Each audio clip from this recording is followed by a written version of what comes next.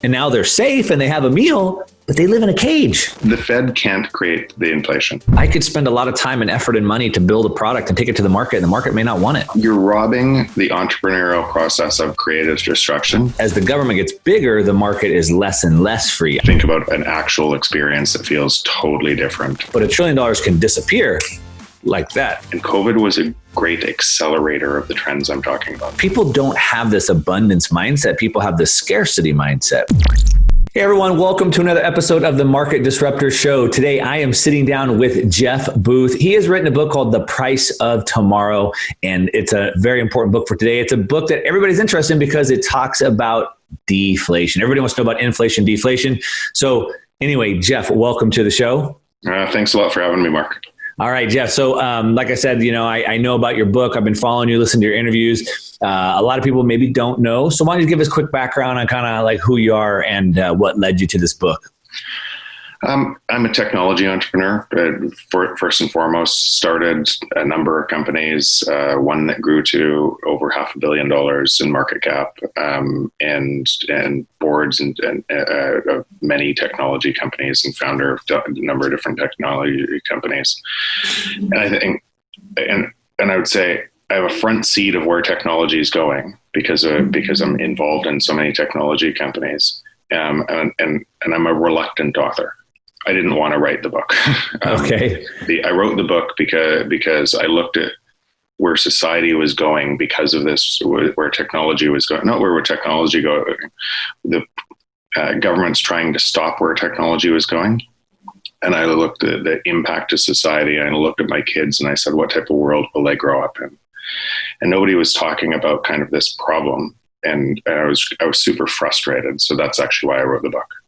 Yeah, great. Yeah, it's such an important conversation, and it's pretty deep, one that has a lot of different facets and areas to it. But if we talk about kind of the tech, I want to talk about deflation overall, but we'll start with kind of the tech disruption of that deflation. I know, and probably a lot of people know, like when the presidential kind of cycle was just getting started, we had a candidate, Andrew Yang, and he was this tech entrepreneur, and he was telling the whole world that tech was going to take everybody's jobs. AI was going to take everybody's jobs. And so because of that, the government needed to start paying everybody to not work. And I guess you see the exact opposite of that.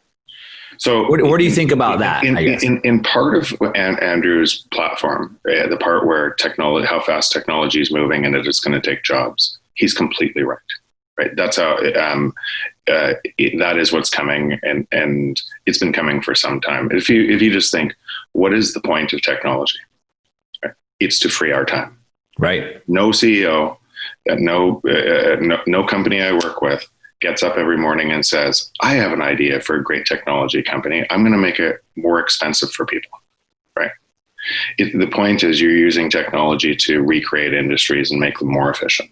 Right. And the byproduct of that takes jobs away. And the byproduct of that is deflationary. So the byproduct of that reduces prices.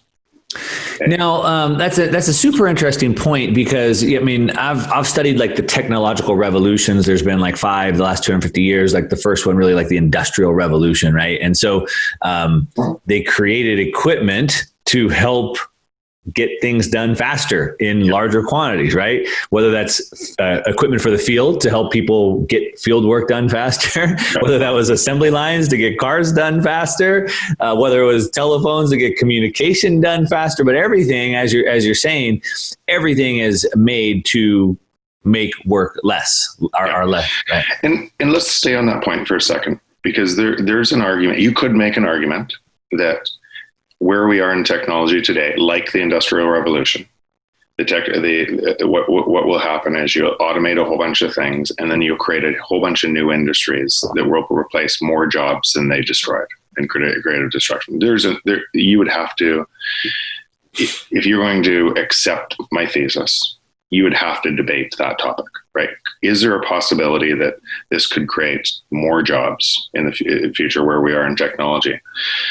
And that's where I think a lot of people look back to history and say, it's worked before, right? You've gone through these periods, and those periods were always really tough. They always ended kind of in wars, right? Because because a whole bunch of people were being left out, right?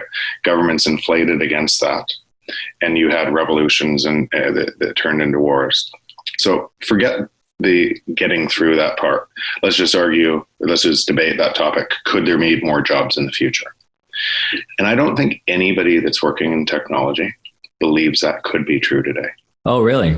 That's interesting. Because if you find somebody, I'm happy to debate them on your show. Because if you know what's happening in artificial intelligence, and artificial intelligence is replacing labor at a rate we've never seen before.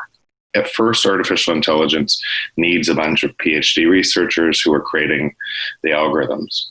But then the algorithms see things we don't see, right? And they move faster and faster. So the byproduct of what's happening here is, well, when I first started my first company, it took me about $5 million in capital to create version 1 of our website and transportation system. That same website transportation system is available on Shopify today, actually way better, for $50 a month. Yeah. Right. And so you're building on a stack that is moving so fast, little pieces of technology that are woven together that cost almost nothing for entrepreneurs to move. And why do you think everything on your phone is free? Right. We celebrate deflation and all of the monopolies we've created, right? As consumers, if you look at Apple, if you look at and all those apps competing for your attention, have entrepreneurs on the other side competing for your attention, and they drive the price down to free. You don't pay for your flashlight app. You don't pay for your guitar tuner. You don't pay for $1 million of your camera anymore. You don't pay for anything. And that's the point. It just drives abundance to humanity. Yeah. And price is coming down. Yeah, I think, I think people know that kind of inherently, but they haven't really thought through this. So, I mean, when I was a kid, we had the Jetsons cartoon, right? And they had robots that were the maids and they were doing their housekeeping. And everybody thought, oh my gosh, when I grow up, I'm going to have a robot and they're going to do all my work for me. Yeah. Didn't we all want that? but now we're threatened by it somehow, right? I guess is what you're saying. Well, we're threatened by it because we created a system that requires growth and inflation, right? And we got lulled into a belief that was the way the world worked, and a fundamental law of nature that you need inflation, right? And we were taught it in economics in school. We were taught it and so what is inflation? Yeah. Well, let's save that for a little bit, because I think that is the big thing that the discussion's about, right? It's don't we want deflation, but we have a system that needs inflation. And so the problem is what our wants are versus what we have don't fit. But before we jump into that, just sticking back on the deflation thing for a minute, and I guess just generally, so we could kind of frame this for everybody. When we're talking about deflation, what are you kind of talking about generally? So people may think deflation, deflation, the economy crashes. People might think deflation, prices go down. When we're talking about technology and this deflation, how do you frame that? So simply, deflation is when your money is worth more all the time. Right. So the value of your currency rises in relation to goods and services. Goods and services go down. Your value of your in relation. So your purchasing power goes up. Right. Yeah. And if you ask any single person that question, would they want that? They would say, "Wow, that's excellent." Right. That's what you're selling. That's what you want because it frees your time. Yeah. Right? All of your time, as your purchasing power goes up, your time, you get an impact on your time. That seems like a pretty good thing. Right.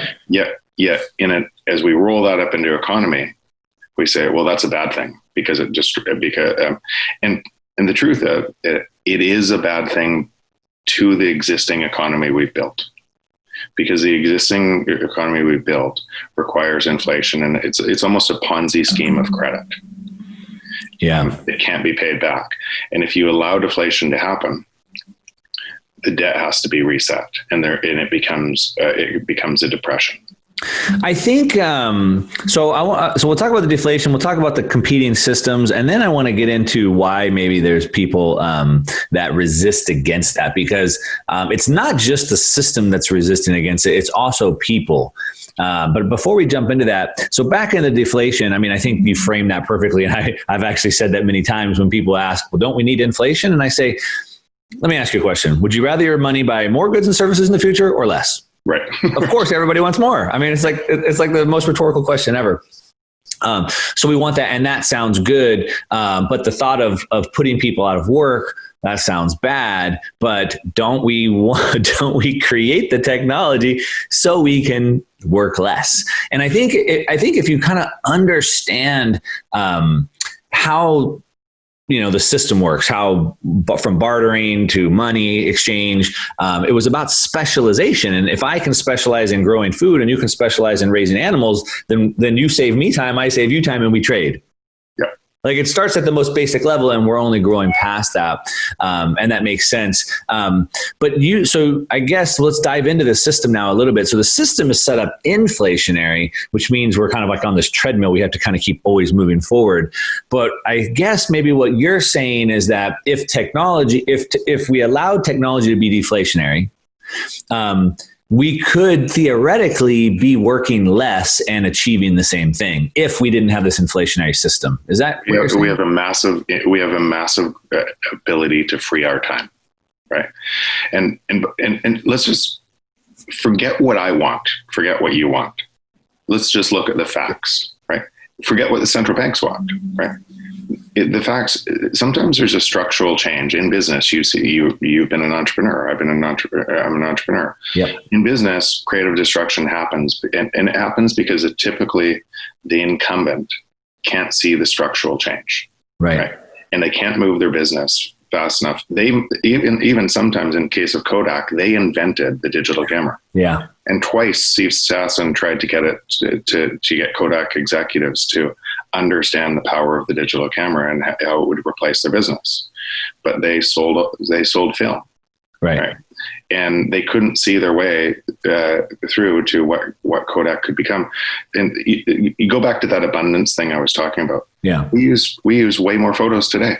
Yeah. Right? There's a whole bunch of new businesses that are created around photos, like Facebook, Google, just the amount of new businesses that are around photos, and we use an abundance of them. Instagram, they're free. Yeah, right. They're completely free. So we used to have to spend a bunch of money to take photos. I remember buying a roll of film, taking it, paying to get it processed, and you had to be very selective. You had 24 shots or whatever, right? Yeah. And today, now I can just take as many as I want for free. And pick the best one, and then delete the rest. So that saves me a bunch of money that I don't have to go make now. Exactly, and so in that example, you'll see the same thing. So now roll that up, instead of a business example, roll that up to an entire system that we all live in, right? And you have a system that's always required inflation, and we were taught that it's required. In fact, it was designed to require inflation. Yeah. And in that system, if you leverage with debt and pay the debt back later with cheaper money because you've destroyed the value of the currency, you're a winner. Right? And so if you keep that run, that means asset prices keep rising. And if you can leverage that, you're a winner. So on that side, you're a winner.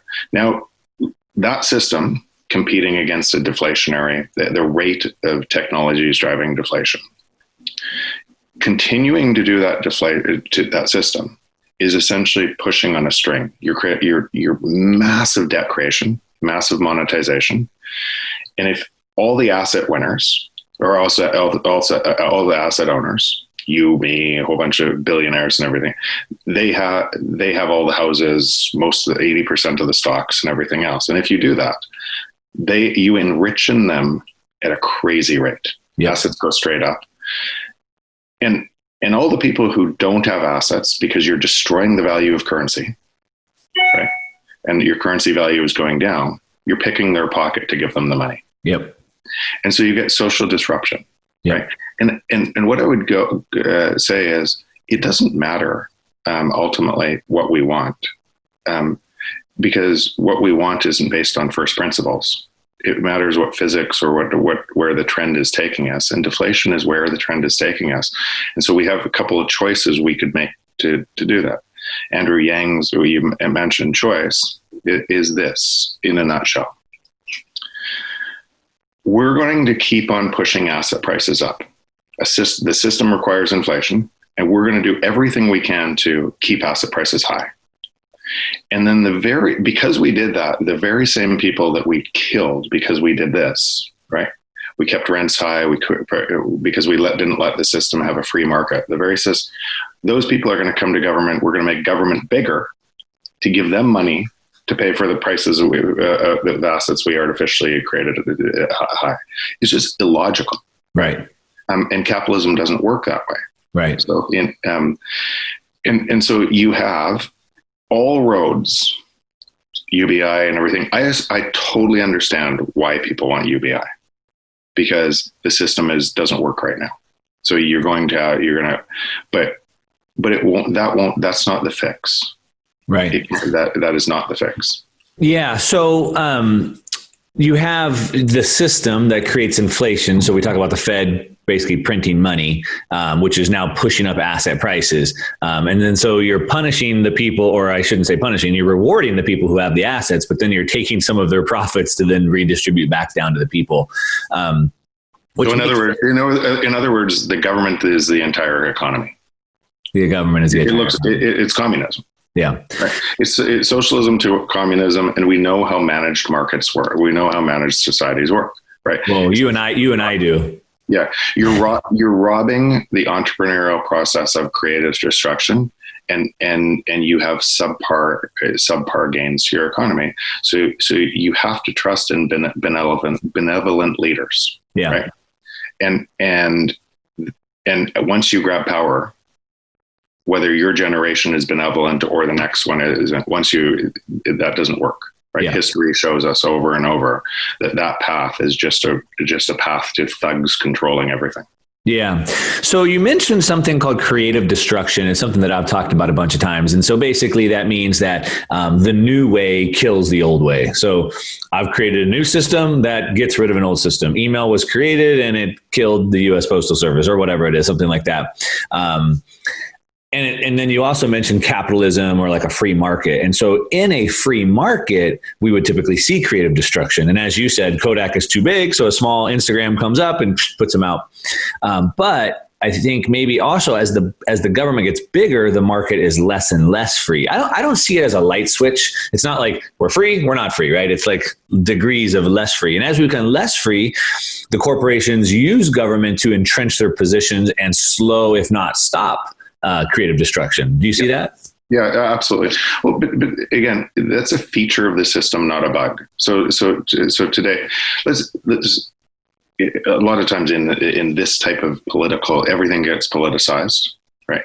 And people take sides, and they can't see anything. So right. Let's just imagine you're a CEO of an airline, right? And you made a bunch of money this year. And the government has a policy of negative interest rates or near zero interest rates. And they effectively are saying, if you hold cash on your balance sheet, we're going to penalize you through inflation because it's going to be worth less next year. It's going to be worth less the next year. So we're going to hurt you if you hold cash on your balance sheet. So what would you do as a CEO? Probably buy back your stock, right? Right. You're going to try to get a return on that money, because the government is implying that we're not going to give you a return by saving for a rainy day, right? So now when you have an event where you need, all of these people are going to be unemployed, right? Your airline's going to go broke and everything else. What do? You go back to the government and instead of letting you fail, they inject a bunch of money to continue the whole game. Yeah. That game is in housing, it's in everything. So the government has prevented a free market society. Yeah. And it's kind of like going back to being kids, like watching Star Trek, and they could beam themselves to another place or whatever, right? So imagine like if an airline came across some technology where you could just beam yourself, you didn't have to get on an airplane. And people would be able to do this for really, really cheap. And the airline CEO is like, oh my gosh, that could put us out of business. That could eat away all our profits. And there's really no way to monetize it because it's so cheap. So let's just use the government to say that that's unsafe. We'll create policies to say that type of travel is banned, and we'll continue to force people to go on an airplane. And maybe that's kind of how it is. I'm laughing because yesterday I saw a product demo from I can't say what it is, or I can't say who it is and everything else, but from a friend of mine, a technology leader, a CEO of a different technology company. And that product demo had something that I would say feels like a teleporter. Oh, really? What Zoom is today, think about an actual experience that feels totally different, and it's native to a screen. So what's coming, what's not widely distributed yet, but is available with technology, would blow people's minds. Wow, that's incredible. So we didn't plan that, and we've even seen it. So obviously, if anybody's watching this channel, they know I'm a big proponent of Bitcoin. I pound the table on that all the time to fight against what the Fed is doing. And what we've even seen from I mentioned earlier, Christine Lagarde from the ECB, she came out and said that I forget the exact quote, but basically she said that we need to stop this technology because it's going to disrupt the entire financial system. But yes, isn't that the point? So they're purposely, she's even saying it, they're purposely going to try to shut down technology, I guess. So yes. And that's where all of these roads, again, if you come back to first principles, we are going to get deflation. The only question is when. Right. Yeah. So right now, I would say we have a deflationary environment, and the only thing stopping that is massive liquidity injections. Yeah. Most of that liquidity injection is going straight into asset prices, Bitcoin, gold, housing, everything else. Yep. So it's driving those up, and the people in those are thinking they're going to go up forever. Yep. Right. And so if we slow. You can see what's happening in the stock market right now. It's bouncing around, and you see a whole bunch more volatility in the U.S. right now in the stock market. That's because there's no new stimulus. If technology is creating deflation at this rate, then the debt creation has to the amount of stimulus, and it's exponential, right? More and more technology is creating that deflation. Then it needs to be exponential monetary easing on the other side. Any stop in that exponential monetary easing or printing of money, the whole thing collapses in it. The unwind would be so crazy from where we are. Stock prices would lose 80% of their value. Housing value. If you think over the last 20 years to stop deflation, $185 trillion of debt was created. Yeah, globally, and so you had $250 trillion of debt running an $80 trillion global economy, and that was before COVID, right?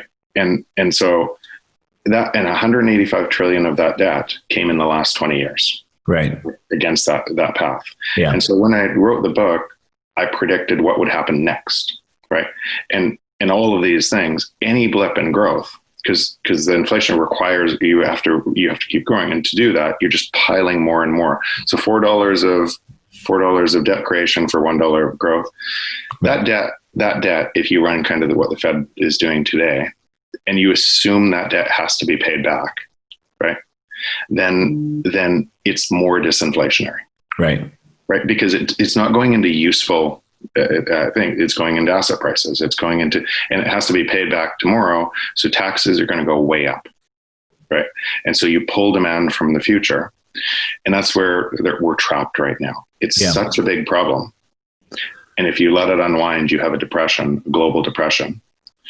And if you keep doing it, you have outbreak of currency collapse, wars, everything else. Like it's really ugly on both sides. Yeah. So I see kind of two problems. One, the technology, as you say, is causing deflation. It's causing things to go down. There's charts. I'm sure you've seen them. I've seen them. I wish I had them handy. I could put them up on the screen. But basically, it shows like different asset prices, and you can see, a technology, TVs, telephones, et cetera, all going down. But anything that the government controls, healthcare, education, have gone up. And so you have like this like almost like V shape where like technology is going down and government stuff is going up. So you have the technology pushing prices down, as you say, causing deflation. But back to what you said about the debt, I think there's even a bigger problem, because the bigger that balloon gets, the harder it gets to reinflate that balloon. And what happens is, in order to print $1 trillion, you have to go through, government and Congress and all these things to get the $1 trillion printed. But $1 trillion can disappear like that. Someone just, I default, I'm bankrupt, and like it's just gone. It's gone. The counter. And so it's way easier to get rid of it than to inflate it back up. And let's stay with kind of that for a second, and again go back to first principles and ask questions, because everybody thinks, oh no, real estate always goes up, right? Ask yourself this: without $185 trillion of new money over the last 20 years, what would real estate prices be? Well, when you adjust for inflation, you see a whole different picture. You see it. If you would adjust for the cause of those real estate prices going up, you can see you can see what's happening. So and then the next question has to be, can you keep doing that? Right? Can you keep doing that at that scale? And if you can't, then what will it look like? Because you're right. Once those defaults happen, it just unwinds really fast. Now, I suspect that the governments are not going to let, on their watch right now, all over the world, they're not going to let that happen. So what choice do they have? So today, the Fed rules prohibit kind of helicopter money, MMT, everything else. So it has to go to the banks, and it kind of trickles down at the top level, and a whole bunch of the population who, because housing prices are risen. I'll give you an example. Sorry, before that my lake house that I'm currently in, 7 years ago, I tore down a small house that was here. 7 years ago, that house rented in the off season for $600 a month, and it was hard to get renters for $600 a month. Down the block, there's another cabin that looks exactly like that is now rents for $1,500 a month. 7 years later. Yeah. So what that means, and house prices have gone crazy and everything else, but what that means to if your wages haven't gone up by double, more than double, you've lost purchasing power. And there's a whole bunch of people that don't have assets that are in that camp. And so it's pretty logical that they would come and say, what's going on? And vote for people who will say, I will give you money. Yeah. Yeah. I think that's what you just said there, like purchasing power. And I think if people could look more in terms of purchasing power as opposed to an asset priced in their fiat currency. So, in America, we're looking at it all priced in US dollars, in Canada, maybe US dollars or Canadian dollars or whatever. But when you only look at it in that fiat currency that's being inflated, you think, oh, my house went up and I made money or whatever. But when you look at it in purchasing power, which we started out with saying, do you want to buy more or less in the future? You see a totally different picture. So all inflation is it's a hidden tax. Yeah. Right? So if governments to carry on the services governments have without inflation, they would have to charge you the real taxes. Right. And you would say government's too big, it needs to be smaller, because you wouldn't put up with that type of tax rate. Yeah. Right. And so they hide a hidden tax in inflation. Yeah. But the problem with that hidden tax is it's on societies most unable to pay. Yeah. Right. And but when you think about this, how crazy is it that the society is racing, and especially the people left out are racing to socialism as a cure for the same thing that created it. So governments are creating asset price inflation. They're creating all of the prices to go up. And then they need more money that they don't have to give people a bunch of money to pay for the same prices that were artificially inflated in the first place. Right. So to me, it's madness. And I don't see how people could want to vote for more of the problem that caused it in the first place. But they obviously are. Why do you think that is?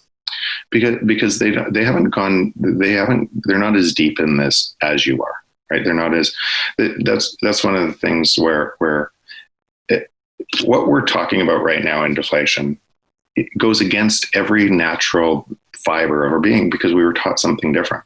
Well, it goes against doesn't go against our natural being. It goes against our education. Yeah, our education, right? And instead of, and a lot of times you build foundations of knowledge, and everything else is built on top of that and everything else. And you don't question your foundations of knowledge very often. Right. Yeah. And so if you're not intellectually curious enough to say, is this true? Right. Then then you'll just believe. It's easier to believe somebody like Andrew Yang or something saying, they're the problem, we need to give you money. Right? It's just easier because it matches your picture. Sure. Of, like, instead of questioning, should we have inflation, should we not have inflation, which is a hard thing to go down for most people, it's easy to build on top of a narrative that people already understand. Right. It's actually the same thing that creates such an opportunity to entrepreneurs to question, why are they doing it that way? Right. It's exactly the same thing that creates creative destruction, because an entrepreneur looks at the world and says, that makes no sense anymore. Yeah. Why am I carrying this thing? Why don't I just put it in a wheelbarrow? Exactly. Yeah. Yeah, that's a great point. And it's one that I do just want to just drive home, because I believe in our natural being, I believe that we're all driven towards deflation. We're all looking for an easier way to do things. From the beginning of time, hey, a division of labor. Hey, you do this, I'll do this. Let's work together, right? Like, hey, let me put it in a wheelbarrow, like I said. So I think naturally we all gravitate towards free trade, free market, and deflationary things. But it's the education system that has continued to push this narrative, indoctrination, if you want to call it that, I guess, because their system demands it, depends on it. And I would say most of those people, even at the top that you're saying, it's easy to say that group of people at the top, most of those people haven't asked this question. Right. A very senior economist who is in this circle, right, and everything else, whose friends are all of the people at monetization, everything else, read my book, called me and said, how did you see something that the entire world misses, including, I question everything that I teach in economics. Yeah. Question and how did you see it? But that's the thing. It's natural, right, for somebody outside the system to be able to question it, because you haven't been indoctrinated inside something so you're asking a deeper question, looking for the true answer instead of looking to build on top of that foundation of knowledge. Yeah, that's a great point.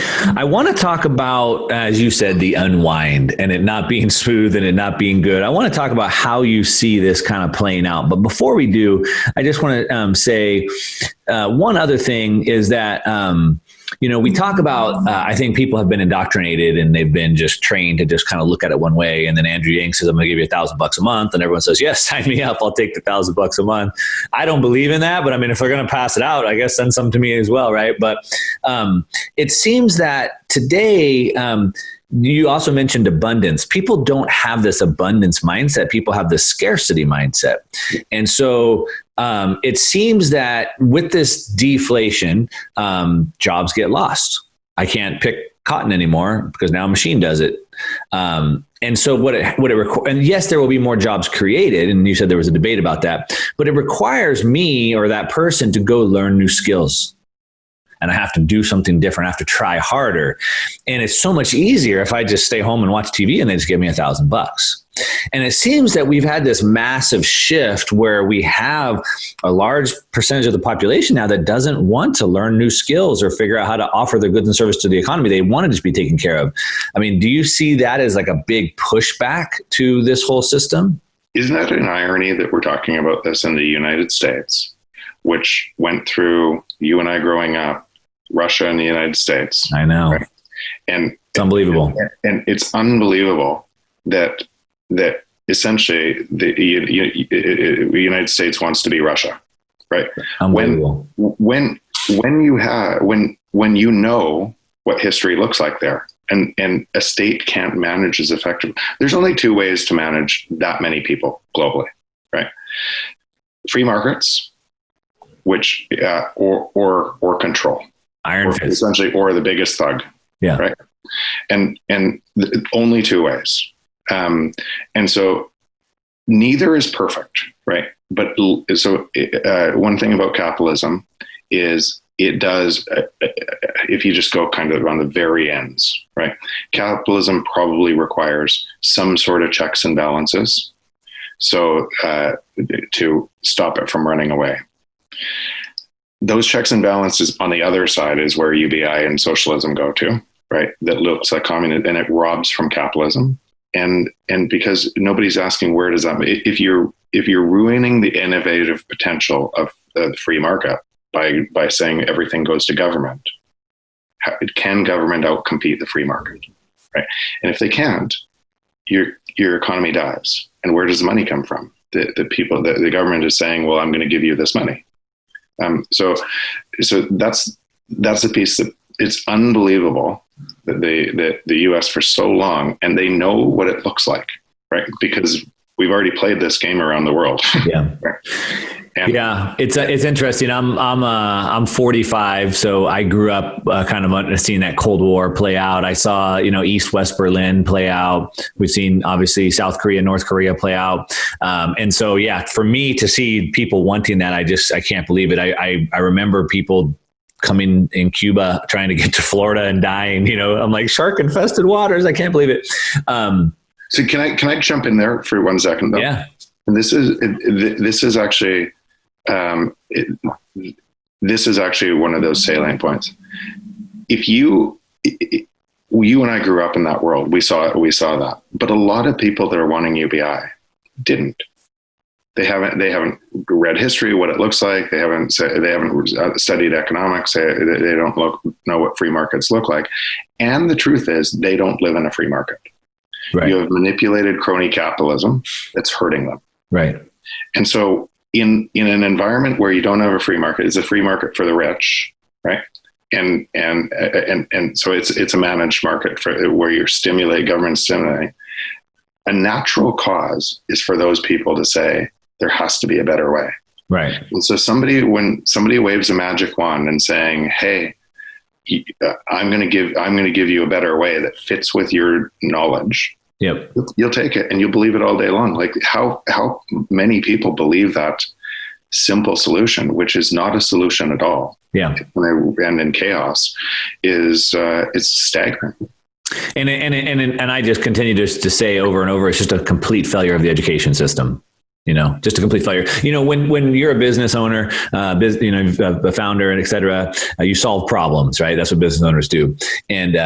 And what we typically do is we look for examples of what's working and what's not working. And then we do more of what works and less of what doesn't work. And so we'd call that so instead of just looking at a problem and how can we solve the problem, you would look for a bright spot. Where is it working somewhere else? And so when you look and see whatever, I don't know, 2/3 of the world lives in extreme poverty.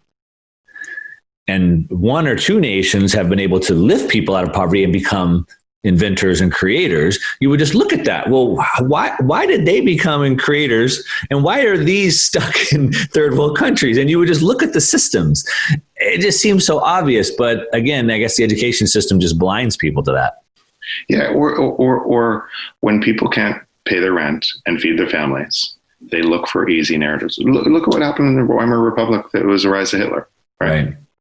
It's natural. It's a total natural phenomenon that people are looking for an answer that fits with their narrative. And so that's, again, these systems are giant systems that have feedback loops and cause unintended consequences, and people aren't driving into the unintended consequences on either side of the aisle. Right. So in your economy, in a two-party system, right? You have two sides yelling at each other, screaming, and camps developing on both sides of that, both unaware that they're sitting on top of a system that there's nothing they can do to keep it going. Right. One side says we're going to keep a free market, and it's not a free market, right? And the other side says we're going to give you money. Right, and create more socialism. So there you have socialism for the rich on one side, socialism for the poor on the other, and both unaware that there's been a structural change to how economies need to run. Yeah, they're preventing that structural change from happening and causing all of the divide of society that they don't want. Yeah. And it really comes down to just that education, which is why you write that book, The Price of Tomorrow, which I recommend everyone go get. It's why I do my YouTube videos as well. I want to talk about how this plays out then. And as you said, like the Great Unwind. I was just thinking though, before, as you were talking, one way that I look at it, and I think people could maybe kind of put this into relation, is that like a free market, as you kind of said, it's not always nice. I could spend a lot of time and effort and money to build a product and take it to the market, and the market may not want it. Yeah. That's not nice, but it is what it is. I look at it like, imagine so stay on that. It's that competition that entrepreneurs do that kind of yield asymmetric bets, right? If you're right, that is the core of innovation. Yep. Right. It's that risk return profile that having to invent something that really works for other people and having everything on the line, that is the core of innovation. Without that, innovation stops. And it's a matter of only going to the market with what people want, what solves their needs and problems. So people think business owners are greedy. Well, a business owner only succeeds by solving needs and problems of others, not themselves, of others. And if it's not solving enough needs and problems, it doesn't succeed. I need to go back. It dies. Exactly. Yeah. But I was just thinking about like nature. Again, these are natural laws, right? So like in nature, you imagine like an animal, a lion, right? If you will, and, or whatever kind of animal. And in nature, it's not nice. They may not have food for a few days. They might get eaten. They may not have a place, but they're free to live their life. We could just put that animal in a cage at the zoo, make sure they're safe from predators, give them one meal a day, and now they're safe and they have a meal, but they live in a cage. Yeah. That's actually really good. I think that's a really good analogy, because when you say free markets or managed economy, that's what you're saying. You live in a cage under somebody else's control, yep, or you live in a free market. Both sides, which one's worse, right? So both sides have pros and cons, and there's just more pros in a free market.